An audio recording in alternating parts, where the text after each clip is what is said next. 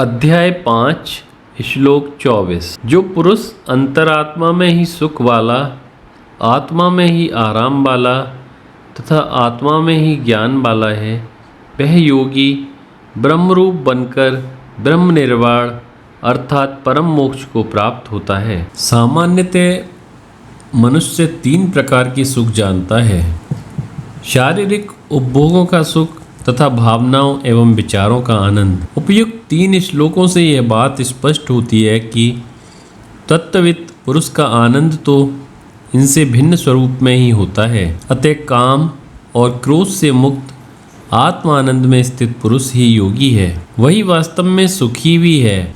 हम विश्वास नहीं कर पाते कि सामान्यतया सर्वविदित सुख के साधनों को त्यागने पर भी ज्ञानी की उपर्युक्त वर्णित स्थिति में कोई सुख या संतोष भी हो सकता है। सब प्रकार के भोजनों का त्याग करने पर भोजन का आनंद कैसे प्राप्त हो सकता है?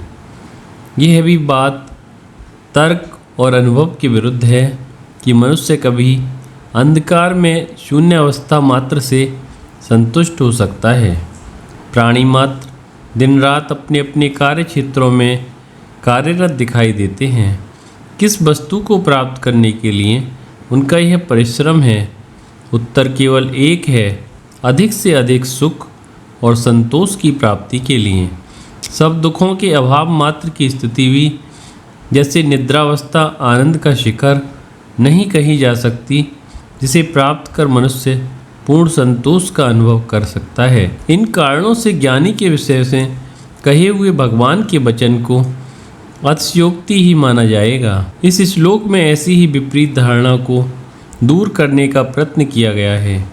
जब जीव मिथ्या और अनित्य वस्तुओं को त्याग कर आत्मस्वरूप को पहचानता है, तब वह कोई शून्यावस्था नहीं बल्कि आत्मा के द्वारा आत्मा में ही आत्मानंद की अनुभूति की स्थिति है। आध्यात्मिक साधना में उपदिष्ट विषयों से वैराग्य कोई दुख का कारण नहीं, वरन उसके द्वारा साधक निश्चयात्मक रूप से सुख शांति प्राप्त करता है। यह स्वरूप अनुभव का आंतरिक आनंद नित्य बना रहता है, न कि वैश्विक सुखों के समान क्षण मात्र। आत्मोन्नति के मार्ग में अग्रसर साधक अंत्य सुख और अंतराम बन जाता है। उसका आनंद बाह्य विषय निरपेक्ष होता है। उसका हृदय सदैव चैतन्य के प्रकाश से आलोकित रहता है। आत्मानुभूति में स्थित यह पुरुष ब्रह्मविद कहलाता है। ब्रह्म को जानकर वह स्वयं ब्रह्म स्वरूप बनकर परम मोक्ष को प्राप्त होता है।